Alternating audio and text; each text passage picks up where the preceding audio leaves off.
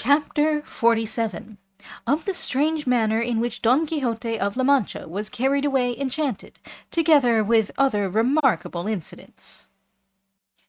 When Don Quixote saw himself caged and hoisted on the cart in this way, he said, "Many grave histories of knights-errant have I read, but never yet have I read, seen, or heard of their carrying off enchanted knights-errant in this fashion, or at the slow pace that these lazy, sluggish animals promise, for they always take them away through the air with marvellous swiftness, enveloped in a dark, thick cloud, or on a chariot of fire, or it may be on some hippogriff or other beast of the kind. But to carry me off like this on an ox-cart!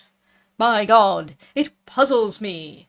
But perhaps the chivalry and enchantments of our day take a different course from that of those in days gone by, and it may be, too, that as I am a knight-errant in the world, and the first to revive the already forgotten calling of knight-adventurers, they may have newly invented other kinds of enchantments and other modes of carrying off the enchanted.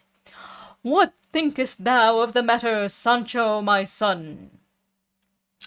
"I don't know what to think," answered Sancho, "not being as well read as your worship in errant writings. But for all that, I venture to say and swear that these apparitions that are about us are not quite Catholic." "Catholic?" said Don Quixote. "Father of me, how can they be Catholic, when they are all devils that have taken fantastic shapes to come and do this, and bring me to this condition? And if thou wouldst prove it, touch them and feel them, and thou wilt find they have only bodies of air, and no consistency except in appearance."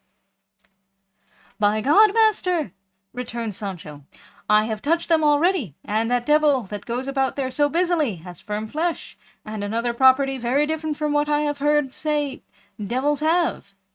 For by all accounts they all smell of brimstone and other bad smells, but this one smells of amber half a league off." Sancho was here speaking of Don Fernando, who, like a gentleman of his rank, was very likely perfumed, as Sancho said. "Marvel not at that, Sancho, my friend," said Don Quixote, "for let me tell thee devils are crafty, and even if they do carry odours about with them, they themselves have no smell, because they are spirits. Or if they have any smell, they cannot smell of anything sweet, but of something foul and fetid, and the reason is that as they carry hell with them wherever they go, and can get no ease whatever from their torments, and as a sweet smell is a thing that gives pleasure and enjoyment, it is impossible that they can smell sweet. If then this devil thou speakest of seems to thee to smell of amber, either thou art deceiving thyself, or he wants to deceive thee by making thee fancy he is not a devil."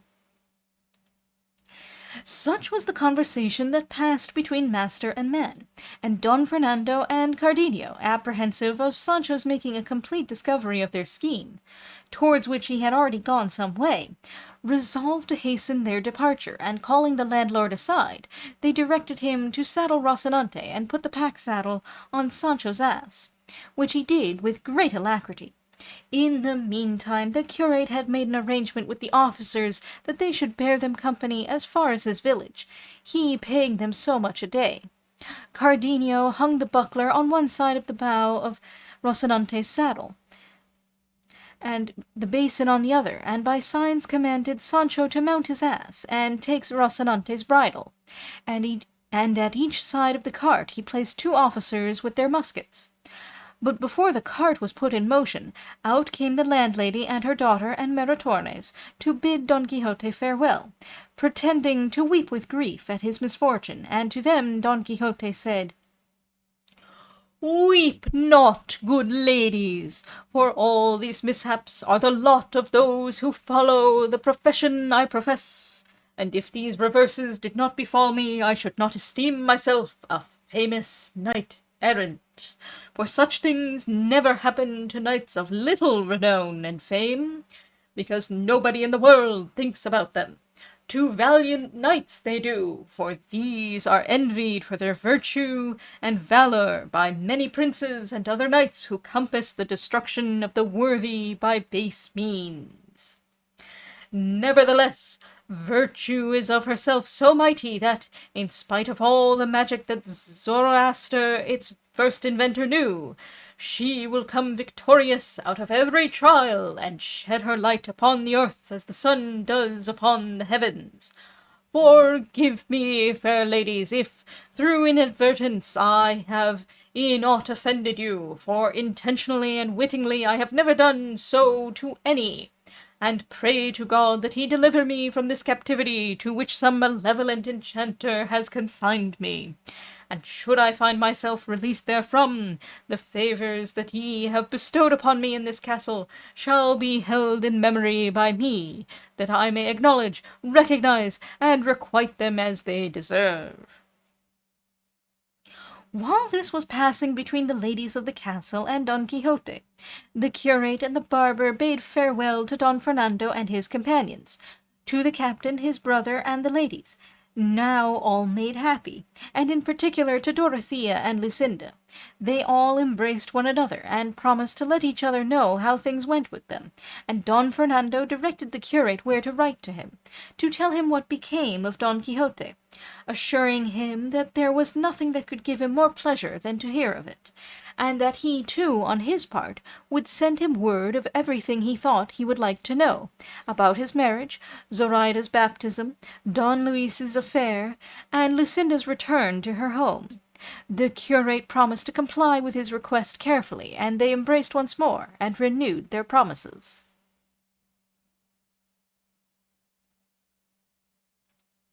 The landlord approached the curate and handed him some papers, saying he had discovered them in the lining of the valise in which the novel of the ill-advised curiosity had been found, and that he might take them all away with him, as their owner had not since returned, for, as he could not read, he did not want them himself.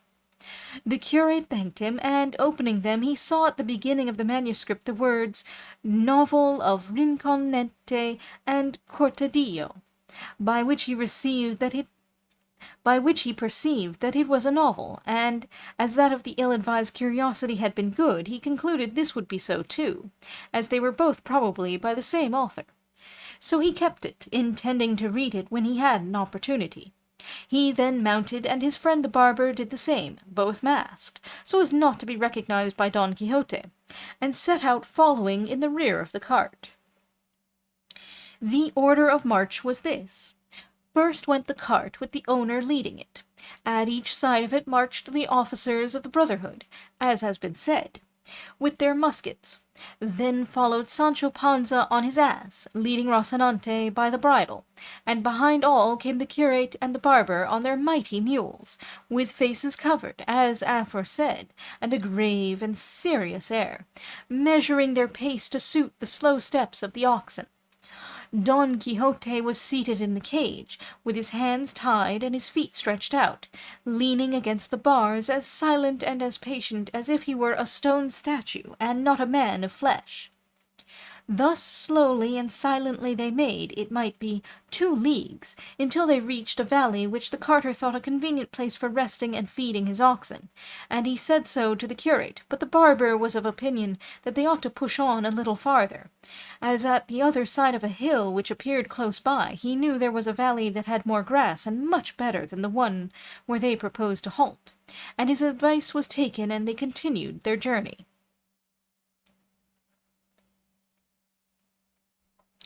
Just at that moment the curate, looking back, saw coming on behind them 6 or 7 mounted men, well found and equipped, who soon overtook them, for they were travelling not at the sluggish, deliberate pace of oxen, but like men who rode cannon's mules, and in haste to take their noontide rest as soon as possible at the inn which was in sight not a league off.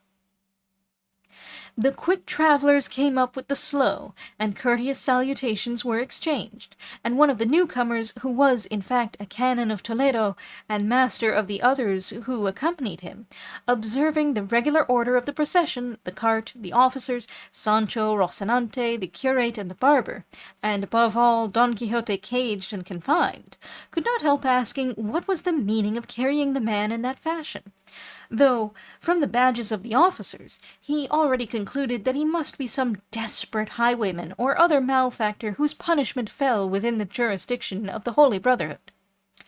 One of the officers to whom he had put the question replied, "Let the gentleman himself tell you the meaning of his going this way, Signor, for we do not know." Don Quixote overheard the conversation and said, "Haply, gentlemen, you are versed and learned in matters of errant chivalry? Because if you are, I will tell you my misfortunes. If not, there is no good in my giving myself the trouble of relating them." But here the curate and the barber, seeing that the travellers were engaged in conversation with Don Quixote, came forward in order to answer in such a way as to save their stratagem from being discovered. The canon, replying to Don Quixote, said, "In truth, brother, I know more about books of chivalry than I do about Villalpando's Elements of Logic. So, if that be all, you may safely tell me what you please." "In God's name, then, Signor," replied Don Quixote, "if that be so, I would have you know that I am held enchanted in this cage by the envy and fraud of wicked enchanters, for virtue is more persecuted by the wicked than loved by the good. I am a knight-errant, and not one of those whose names fame has never thought of immortalizing in her record, but of those who, in defiance and in spite of envy itself, and all the magicians that Persia, or Brahmins that India, or gymnosophists that Ethiopia ever produced, will place their names in the temple of immortality, to serve as examples and patterns for ages to come, whereby knights-errant may see the footsteps in which they must tread if they would attain the summit and crowning point of honor in arms." "What Signor Don Quixote of La Mancha says," observed the curate, "is the truth, for he goes enchanted in this cart, not from any fault or sins of his, but because of the malevolence of those to whom virtue is odious and valor hateful. This, Signor, is the Knight of the Rueful Countenance, if you have ever heard him named, whose valiant achievements and mighty deeds shall be written on lasting brass and imperishable marble, notwithstanding all the efforts of envy to obscure them and malice to hide them."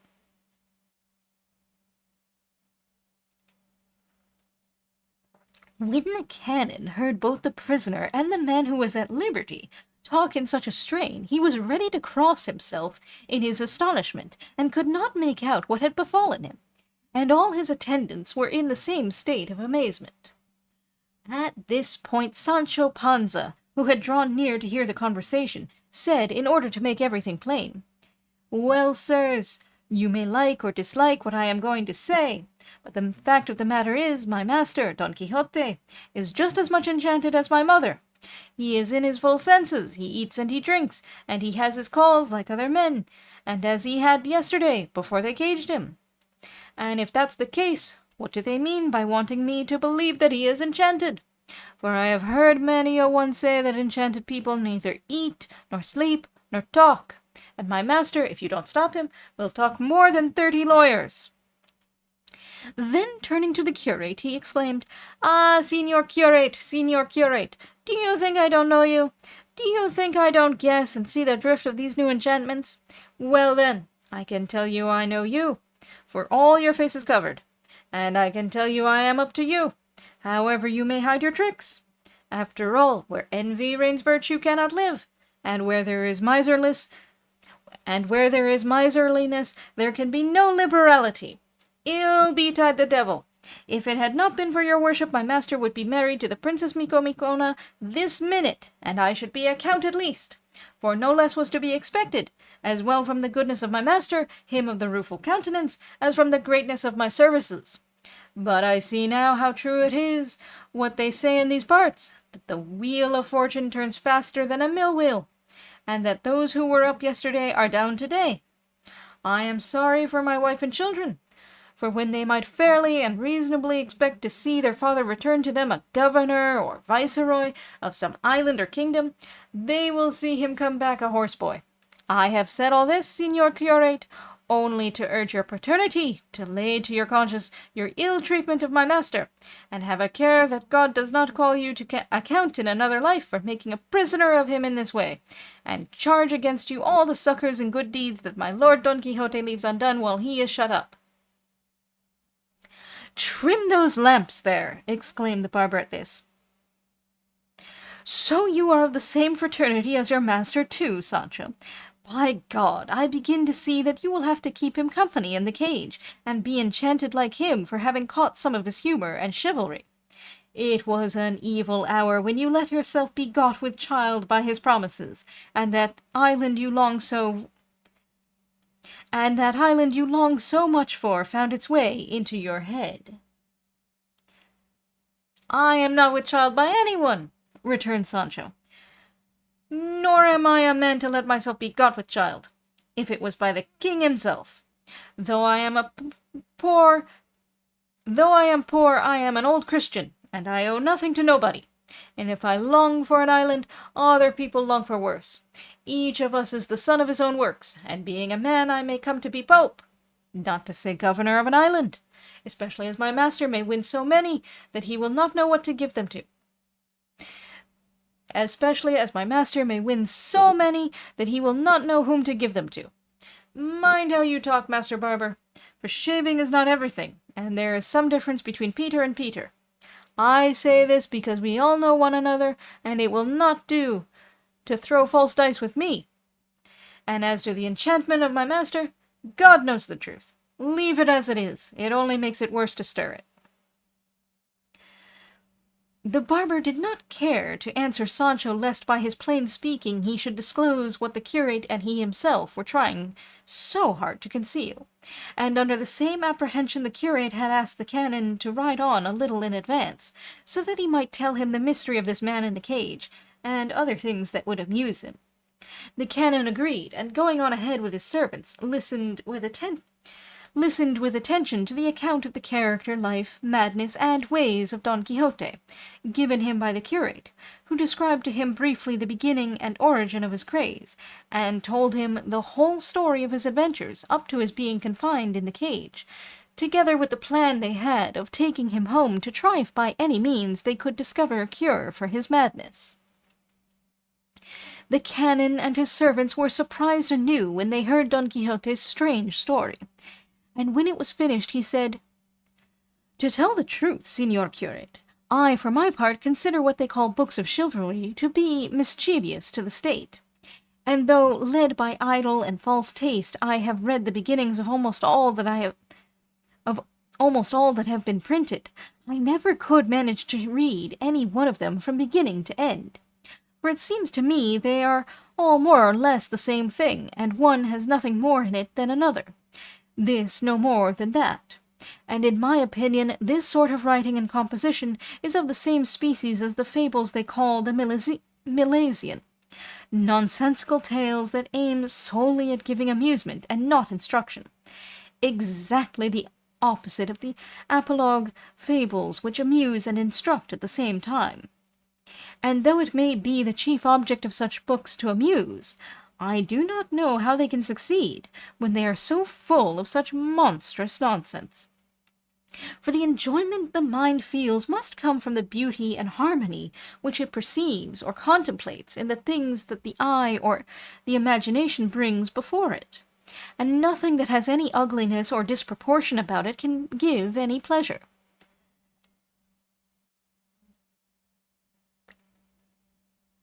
What beauty, then, or what proportion of the parts to the whole, or of the whole to the parts, can there be in a book or fable where a lad of 16 cuts down a giant as tall as a tower, and makes 2 halves of him, as if he was an almond cake?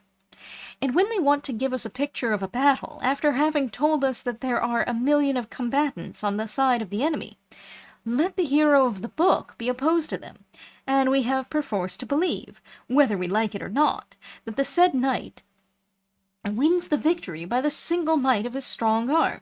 And then, what shall we say of the facility with which a born queen or empress will give herself over into the arms of some unknown wandering knight? What mind that is not wholly barbarous and uncultured can find pleasure in reading of how a great tower full of knights sails away across the sea?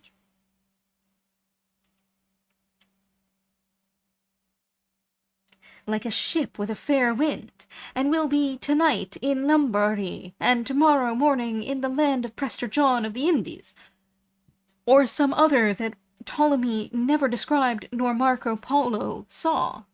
And if, in answer to this, I am told that the author of books of the kind write them as fiction, and therefore are not bound to regard niceties of truth, I would reply that fiction is all the better the more it looks like truth, and gives the more pleasure the more probability and possibility there is about it.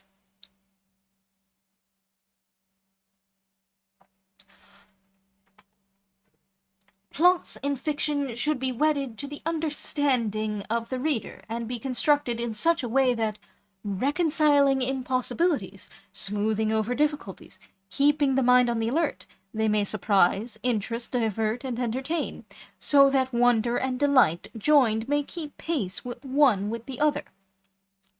All which he will fail to effect who shuns verisimilitude and truth to nature, wherein lies the perfection of writing. I have never yet seen any book of chivalry that puts together a connected plot complete in all its numbers, so that the middle agrees with the beginning, and the end with the beginning and middle. On the contrary, they construct them with such a multitude of members that it seems as though they meant to produce a chimera or monster rather than a well-proportioned figure.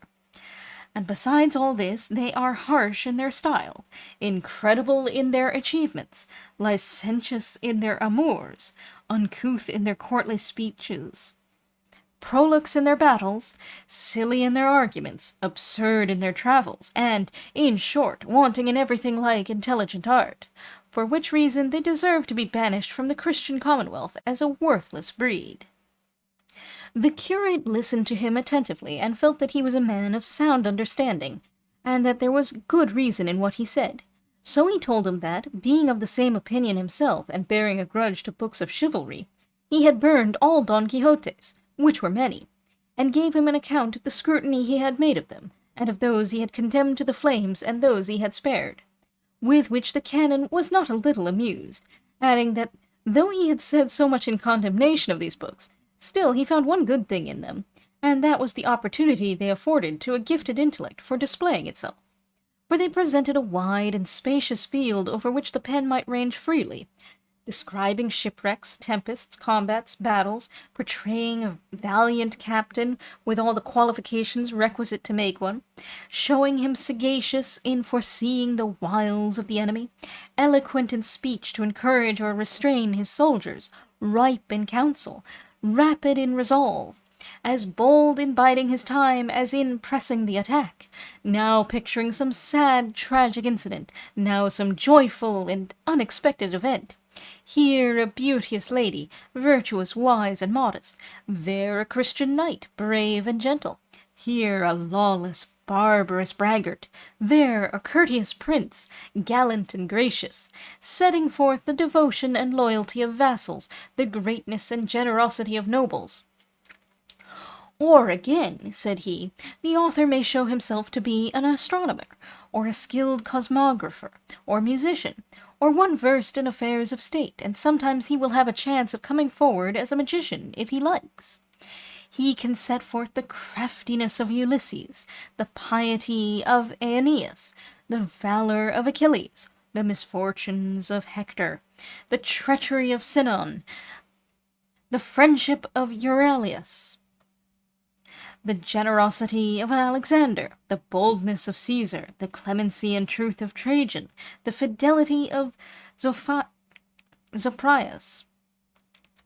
the wisdom of Cato, and in short all the faculties that serve to make an illustrious man perfect, now uniting them in one individual, again distributing them among many, and if this be done with charm of style and ingenious invention, aiming at the truth as much as possible, he will assuredly weave a web of bright and varied threads that, when finished, will display such perfection and beauty that it will attain the worthiest object any writing can seek, which, as I said before, is to give instruction and pleasure combined.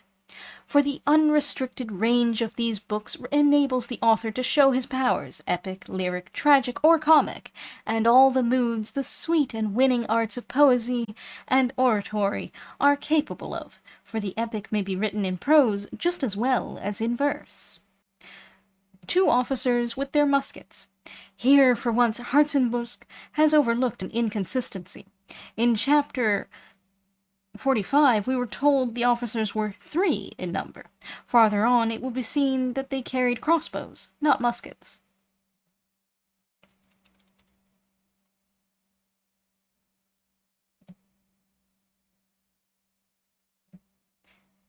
Novel of Rinconete and Cortadillo, by which he perceived that it was a novel, and as that of the ill-advised Curiosity had been good, he concluded this would be so too, as they were both probably by the same author. Rinconete y Cortadillo is the third of the novellas ejemplares published by Cervantes in 1613. From this we may assume that the Curioso Impertinente was written about the same time, i.e., during his residence in Seville.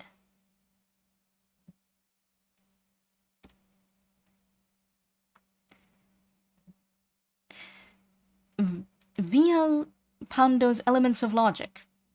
Suma de los Sumulas. Alcala, 1557, by Gaspar Carrillo de Villalpando, a theologian who distinguished himself for learning and eloquence at the Council of Trent.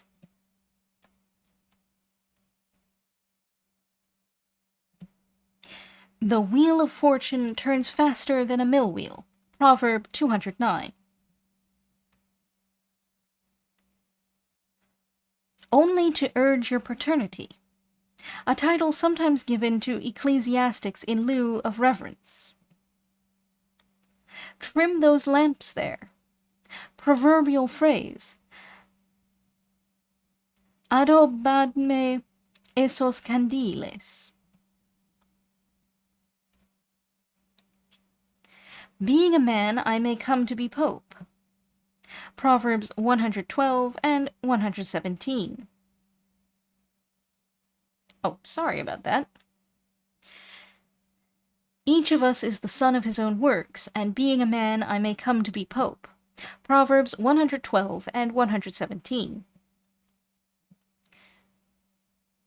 There is some difference between Peter and Peter. Proverb 178. Throw false dice with me. Proverb 69.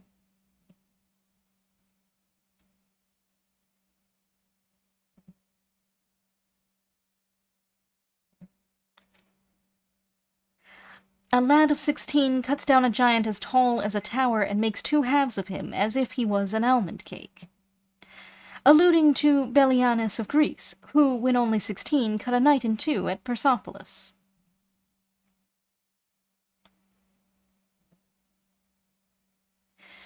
Gives the more pleasure, the more probability. Literally, the more of the doubtful, meaning the more of that which is not manifestly impossible.